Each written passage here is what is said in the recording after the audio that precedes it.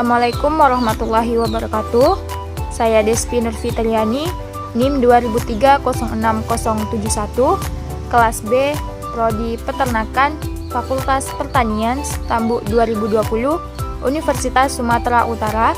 Di sini saya akan melakukan praktikum anatomi dan fisiologi ternak dengan judul Anatomi dan Skeleton Monogastrik dengan spesies Oryctolagus funiculus.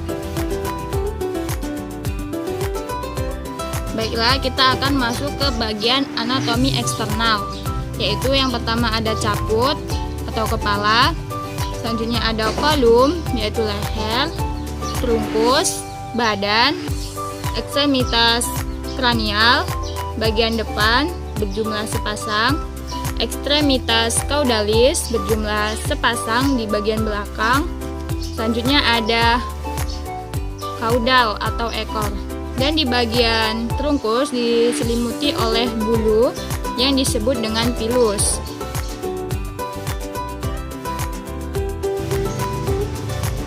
Selanjutnya kita masuk ke bagian pertama, yaitu pada caput.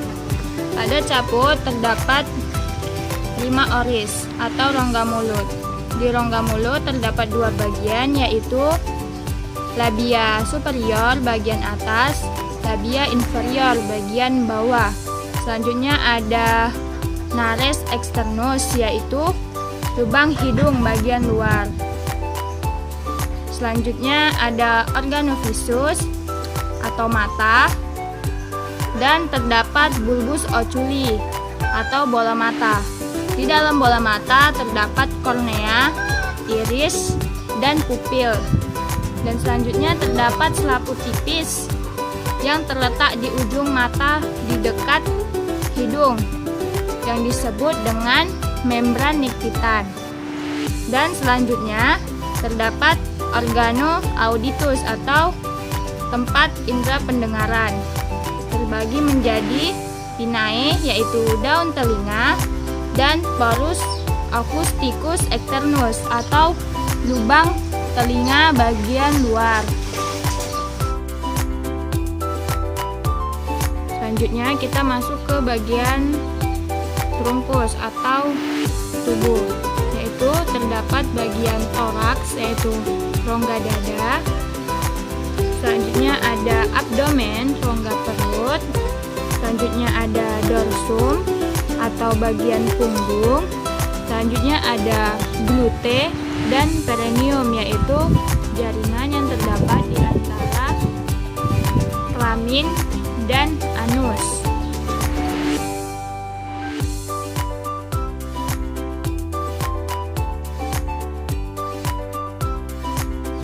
Selanjutnya kita akan masuk ke ekstremitas libre. Ekstremitas libre dibagi menjadi 2, yaitu ekstremitas cranialis yang berada di bagian depan dan ekstremitas caudalis yang berada di belakang. Ekstremitas cranialis terdiri dari tulang bakium yang disokong oleh tulang humerus. Selanjutnya ada tulang antebakium yang disokong oleh tulang radius dan tulang ulna. Selanjutnya ada manus. Manus terdiri dari carpus yang disokong oleh tulang karpal. Selanjutnya ada metacarpus yang disusun oleh tulang metakarpal. Selanjutnya ada digiti yang disokong oleh phalanges.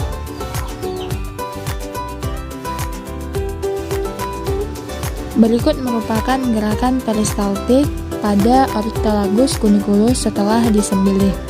Pada gerakan peristaltik ini, otot-otot saluran pencernakan masih bergerak secara bergantian untuk mendorong makanan ke tujuan berikutnya di saluran pencernaan.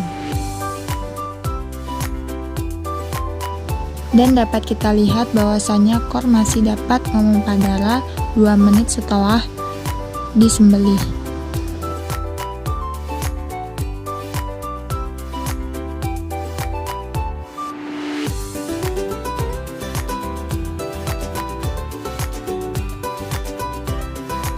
Selanjutnya pada situs viscerum abdominalis terdapat hepar. Selanjutnya terdapat vesica vilea, yaitu kaudal dari hepar. Selanjutnya terdapat esophagus atau kerongkongan. Setelah itu ada ventriculus atau lambung. Selanjutnya ada lien, yaitu kaudal dari ventriculus. Selanjutnya ada intestinum tenue atau usus halus. Setelah itu ada cecum yang berwarna hijau tua dan besar. Selanjutnya ada intestinum crassum atau usus besar yang di dalamnya terdapat feses kelinci. Selanjutnya ada vesica urinarin, yaitu gelembung yang berisi urin.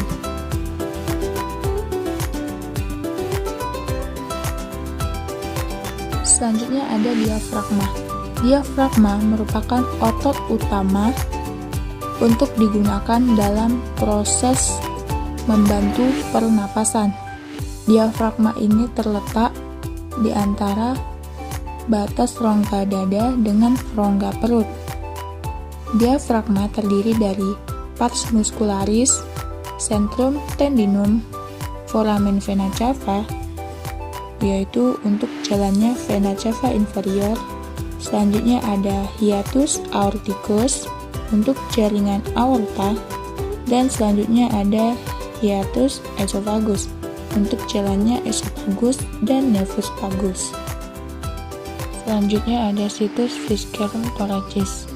Dapat kita perhatikan ada trakea, yaitu yang berbentuk cincin dari tulang rawan dan berbentuk selang. Selanjutnya ada bronchus, yaitu cabang dari trakea.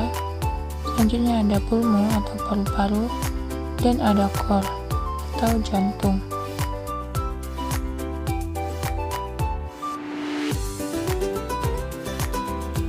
Selanjutnya kita masuk ke sistem digestori, yaitu sistem pencernaan.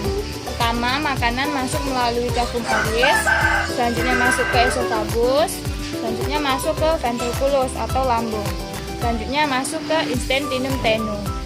Di intestinum tenue ini atau usus halus terjadi penyerapan makanan. Intestinum tenue terbagi menjadi 3, yaitu duodenum atau usus yang berbentuk U dan di tengahnya terdapat pankreas. Selanjutnya jejunum, usus yang paling panjang. Selanjutnya ada ileum. Selanjutnya setelah dari ileum, makanan masuk ke cecum. Di cecum, makanan dicerna dengan bantuan mikroba dan terjadi fermentasi mikrobiologi. Selanjutnya masuk ke kolon atau usus besar. Setelah dari usus besar, makanan masuk ke rektum dan berakhir dan keluar feses melalui anus. Oryctolagus funiculus atau kelinci memiliki 2 jenis feses, yaitu feses yang lembek dan feses yang keras. Pada feses yang lembek itu akan dikonsumsi kembali oleh kelinci karena masih banyak mengandung nutrisi tertentu seperti asam amino dan kelompok vitamin B. Dan proses itu disebut dengan kopropagi. Dan biasanya kelinci melakukan atau mengonsumsi kembali fesesnya itu pada malam hari. Fesesnya dicerna ulang melalui proses yang sama seperti yang awal dan keluar melalui anus. Selanjutnya kita masuk ke glandula digestoria. Glandula digestoria ini terdiri dari glandula salivus, yaitu kelenjar ludah yang berada di dalam rongga mulut. Glandula salivus ini terbagi menjadi glandula parotis, yaitu kelenjar yang berada di bawah telinga. Selanjutnya ada glandula sublingualis yang berada di bawah lingua.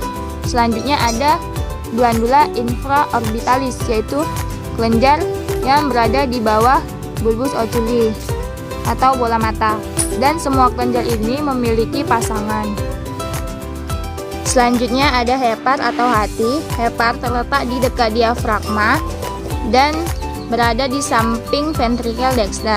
Hepar ini menghasilkan cairan empedu cairan empedu yang berwarna hijau yang disalurkan melalui ductus hepaticus menuju vesikel vilea yang bermuara di cranial duodenum.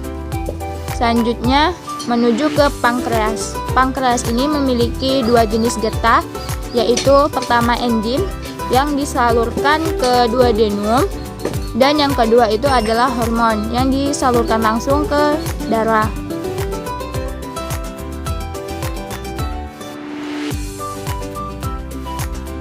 Selanjutnya kita masuk ke sistem urogenitalia, yaitu sistem ekresi. Terdiri dari ren atau ginjal. Selanjutnya ada ureter, yaitu saluran yang keluar dari ren.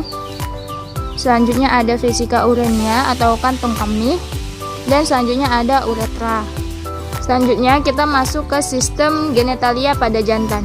Di sini terdapat skrotum, dan di dalam skrotum ini terdapat testis. Testis berjumlah 1 pasang, berada di bagian kanan dan kiri.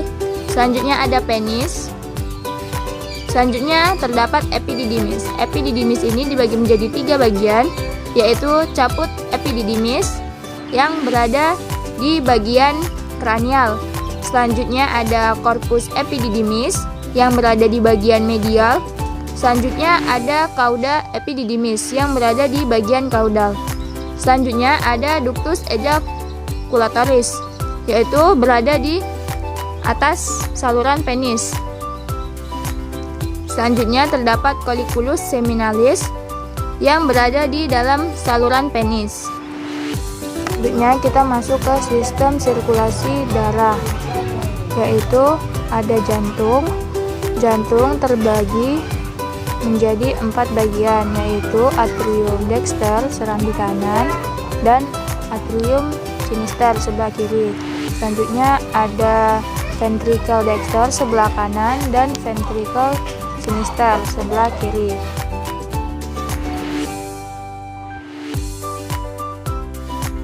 Selanjutnya setelah kor kita belah, maka akan ditemukan anterium dexter. Di anterium dexter ini terdapat ostium venosum dexter, yaitu saluran yang menghubungkan antara anterium dexter dan ventricle dexter. Dan terdapat juga valvula tricuspidalis, yaitu klep dari lubangnya. Selanjutnya terdapat ventricle dexter atau bilik kanan. Di bilik kanan ini terdapat valvula semilunaris. Dan selanjutnya terdapat anterium sinister atau serambi kiri. Di serambi kiri ini terdapat ostium venosum sinister dan valvula semilunaris yang merupakan klep pada pangkal aorta.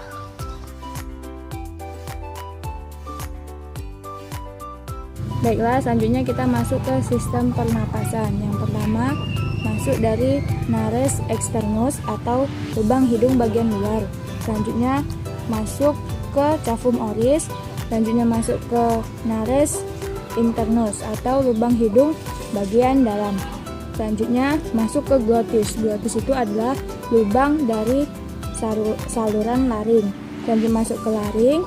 Selanjutnya udara masuk ke trakea. Setelah dari trakea, udara masuk menuju bifurcatio-trachealis, yaitu percabangan dari trakea. Setelah itu masuk ke bronkus. Bronkus terbagi menjadi 2, yaitu bronkus dexter sebelah kanan dan bronkus dinister sebelah kiri. Selanjutnya masuk ke pulmo atau paru-paru. Pulmo dibagi menjadi 2, yaitu pulmo dexter sebelah kanan dan pulmo sinister sebelah kiri. Pulmo dexter dibagi menjadi 3 bagian, yaitu lobus superius, lobus medianus, dan lobus inferius. Selanjutnya pulmo sinister dibagi menjadi 2, yaitu lobus superius dan lobus inferius.